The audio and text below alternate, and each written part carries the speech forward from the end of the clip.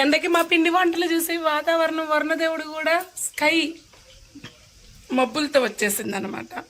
ఇంకెందుకండి, వేడి వేడి పకోడీ, టీ ఎంత బాగుంటుంది. టీ కన్నా చాయ్, వేడి వేడి పకోడీ చాయ్ ఎంత బాగుంటుంది. వరుణదేవుడికి వీళ్ళు పొద్దుట నుంచి కష్టపడుతున్నారు, కరెంటు కూడా లేదు అని చెప్పేసి మబ్బులు తీసుకొచ్చేసాడు.